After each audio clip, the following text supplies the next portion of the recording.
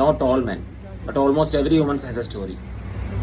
370 റുപ്യൻ്റെ ഒരു ബിരിയാണി വാങ്ങിച്ചു കൊടുത്തിട്ടാണോ പറഞ്ഞത് ഞാൻ എന്നെ മുതലാക്കിയിട്ട് പോകണ്ടെന്ന്. എന്റെ തലയിലെന്താ പുണ്ണാക്കാണ്, പ്രാന്താണ് എനിക്ക്. എത്താ പന്റെ കഥ? ഇത്രക്ക് ഐക്യരാജ്യത്തിന്റെ പീക്ക്, ഇത്രക്ക് ബുദ്ധിയില്ലാതായി പോയല്ലേ ഞങ്ങൾക്ക്.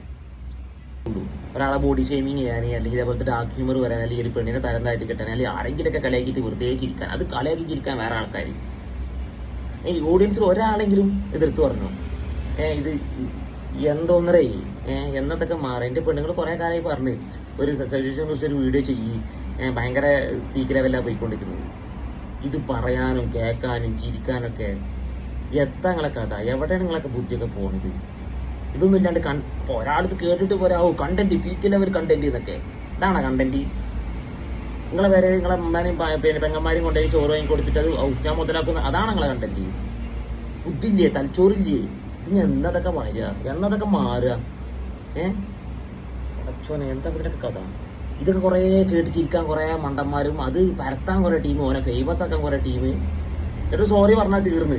ഞാൻ അത്ര നല്ലവനൊന്നുമില്ല, ഞാനത്ര നല്ലവനൊന്നുമില്ല. പക്ഷെ ഇങ്ങനെ തരം താഴ്ന്നിട്ട് എന്തിനാ ചിരിക്കുന്നു?